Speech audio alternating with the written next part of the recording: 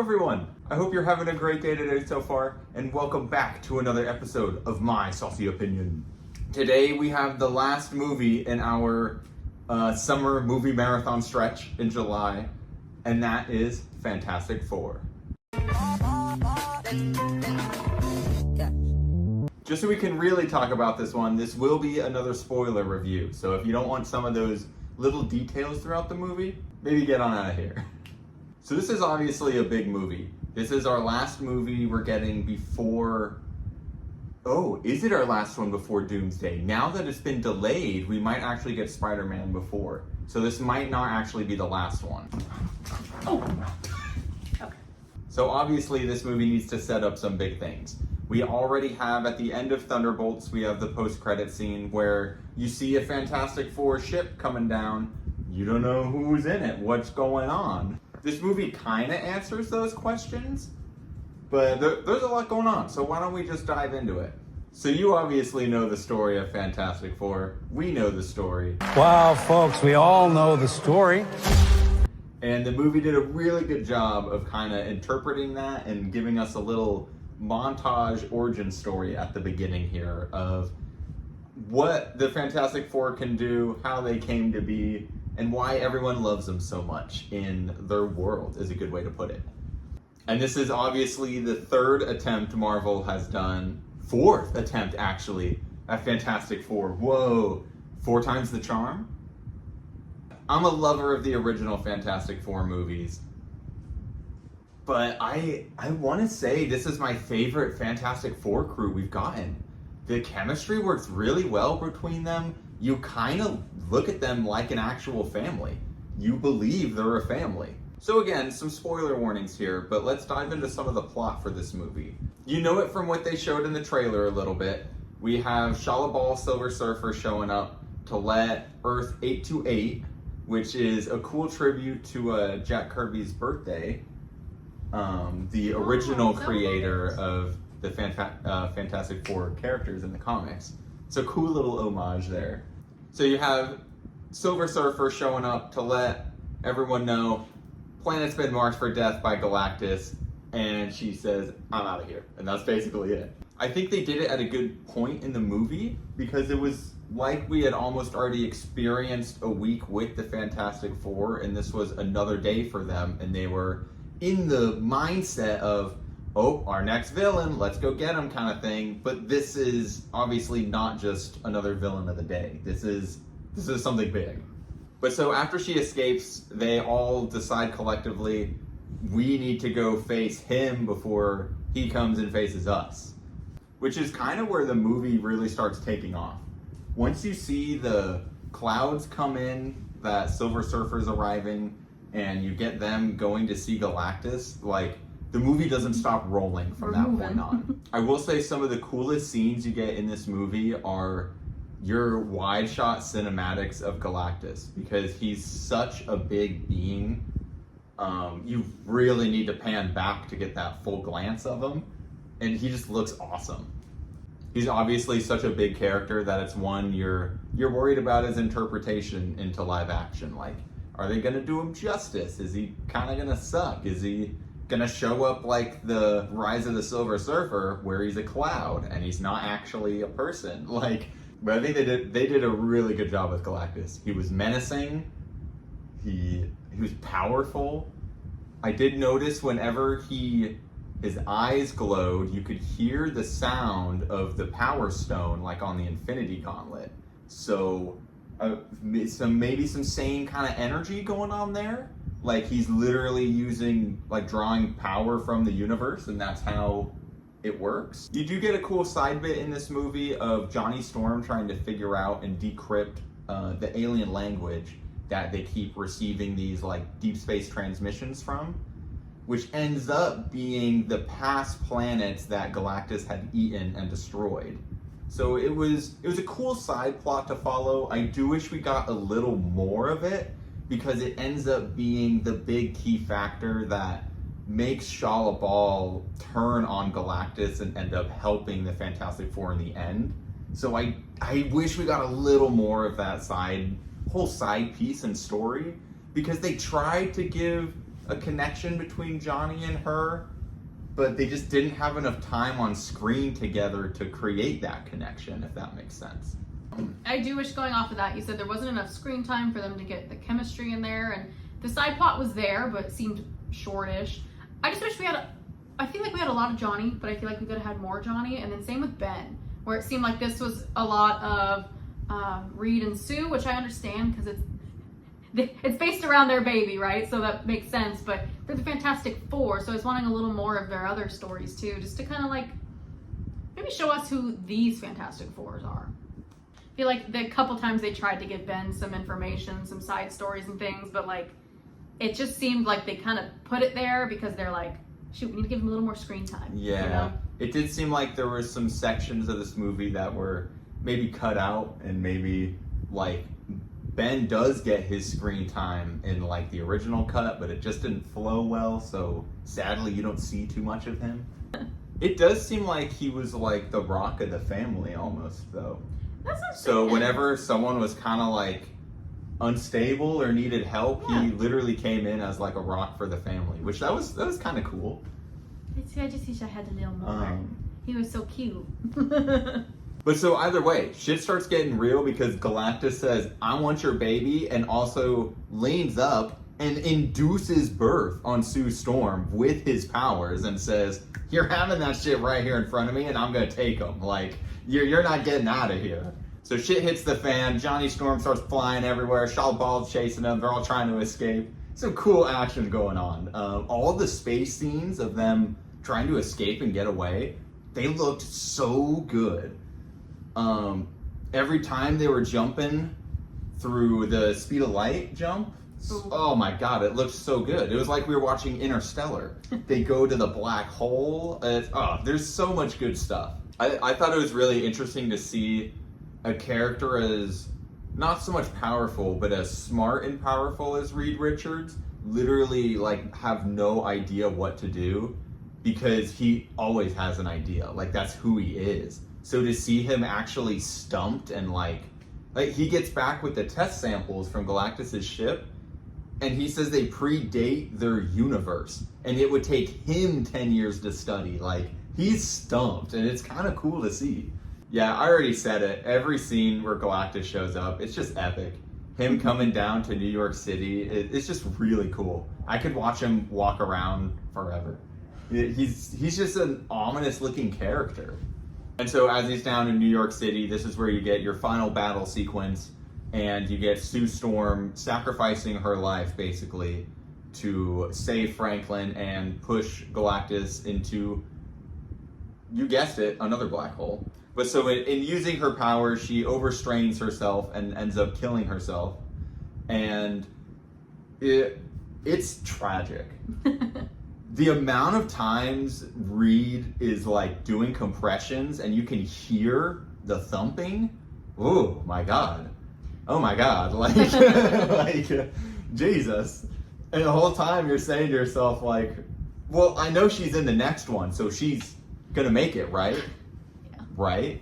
So you have that big sad emotional bit with Sue, and then this is where we get an introduction to Franklin's powers for the first time in the kind of movie universe.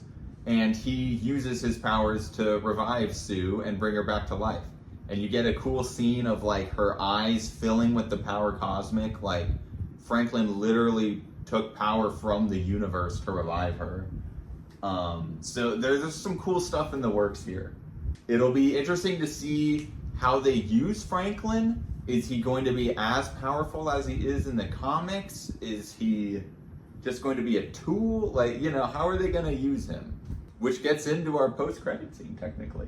And your post-credit scene's a big one because, again, spoilers, but you got Dr. Doom showing up in the post-credit scene, which is pretty cool.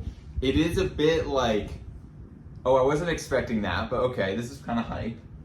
Yeah, so I guess Avengers is starting off literally at the start of this movie, I guess, because Dr. Doom is now in the living room of the Fantastic Four with Franklin, mind you. So it's got to start with him taking Franklin, and Doomsday is going to be a chase of them trying to find him and get Franklin back. So they've kind of set things up for the next movie. but also not really, like a whole lot. I think it leaves a couple more open ends than like answers. Yeah. It's cool, but yeah, you're kind of like, well, what are they going to do with Franklin then? What was the post-credit scene in Thunderbolts have to do with it? What does this have to... I don't know.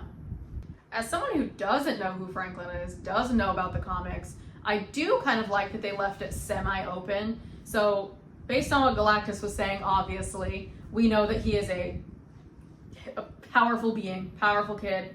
Then we know that Sue and Reed come together with their molecular impurities, whatever you want to call it, have a child. So you're like, okay, he's going to have something. But me, I don't know what he does. He healed Sue, great. And he's some celestial something or other. But I do like that they kind of left that open because we have no clue where he's going to go on like my end if I don't know about him.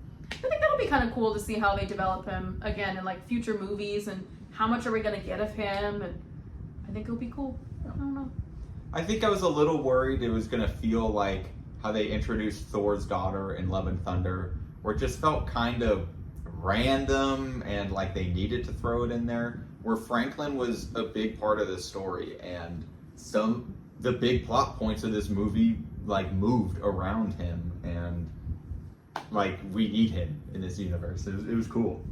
I will say too, I really enjoyed how this Reed Richards, he ran all the numbers, all the possible everything, no matter what the costs were. So he was running the chances of like, wait, if we did give up our child to Galactus, like, damn, is this mathematically the safest option for the world to save everyone?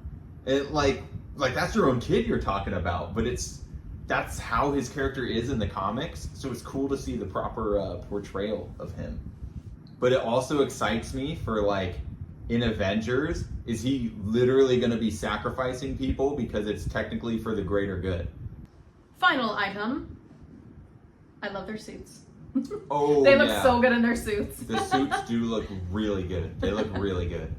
I love the classic style of the kind of that old sci-fi retro look. All their whole universe is around that sci-fi retro kind of era. 50s. It looks so good. Dude, they're even turtlenecks. Oh It's like yeah, a dude, turtleneck they're killing suit. it in the turtleneck. They look so good. I do think these are some of the best suits we've gotten for the Fantastic Four as well. Like they look really iconic. They stand out. They're bright.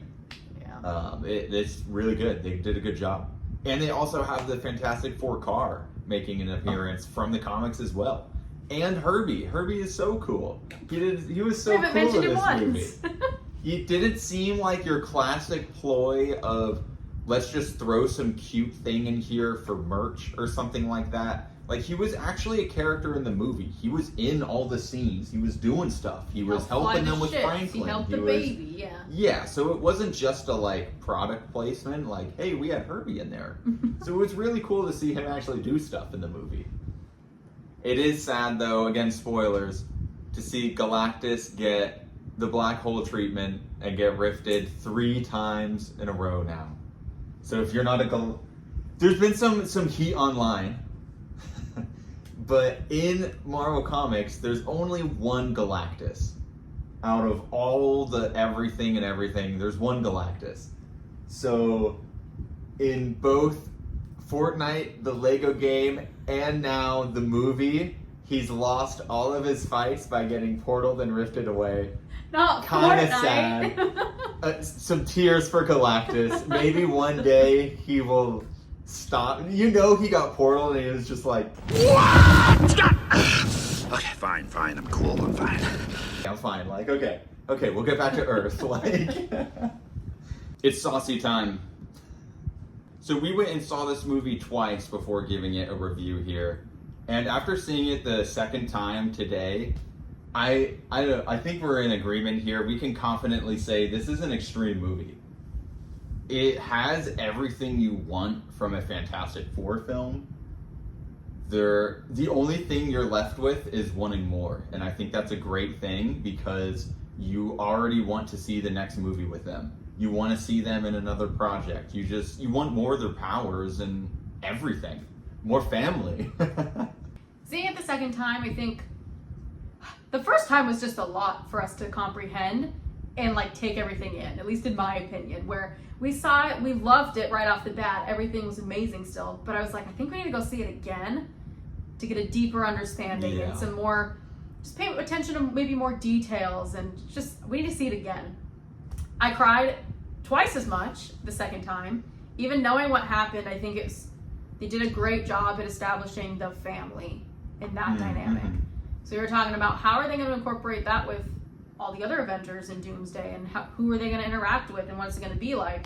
Because they're their own little family, and then it seems like you kind of just have groups, so how are they going to incorporate them into everything else?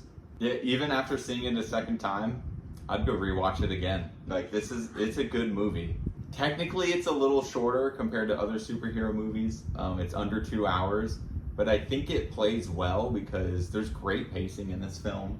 You're not bored. You're not thinking about like, oh, this is slow. Should I go to the bathroom? Should I refill my something? Should I like you're in and you're like, you got to pay attention or you're missing things. You heard it here from the doctor himself. It's extreme. I do think all the casting options, they were great. The whole family worked great together. The CGI looked great. I thought Ben Graham looked really good. I noticed the second time around, Joseph Quinn really had the superhero walk with the kind of wide. He was puffing out the chest, yeah. But I didn't notice that the first time, but the second time I was like, okay, he's got that confident superhero walk going on. Scene change. So we forgot to talk about it. We actually got the Reed Richards cup when we were there at the theater. So there's a cup for each of the characters you could get, which they're actually pretty cool cups. I'm digging the cups more than the popcorn buckets nowadays, I would say for sure. The popcorn buckets they're getting a little ridiculous. So the one this time around was, I think it was no joke, $89 or something like that for the Galactus head popcorn bucket. And same for the giant Herbie popcorn bucket as well. I thought that was a sipper, or is that both? It's a sipper and a candy holder, or like it's a dual combo thing. And they also had that boxy thing. It looked like a box of cereal almost, and it came with a little pop figure looking thing. Yeah. I think that was a popcorn bucket. Lots of stuff you could get this time around. And it comes with your little Reed Richards as well. All right, Fantastic Four. Have you seen it? What did you think? Are you sitting here like us, like this is extreme and you gotta go watch it a third time already? Or were you like, this is a little mid-tier spicy? I think they missed the mark on this one. But at the end of the day, we just had a killer summer of movies. So if you're not happy, you're never gonna be happy. Well, I hope you all have a great rest of your day here today. I don't know what, I guess the next Saucy Opinion planned is. Happy Gilmore 2. Oh, Happy Gilmore 2! Boom. Which is different because it's a Netflix movie. So sometimes those are like total opposite end compared to the theatrical release. So yeah, so I guess be on the lookout for Happy Gilmore. Well, I hope you all enjoyed watching this video here today. Have a great rest of your evening, and I will catch you in the next one.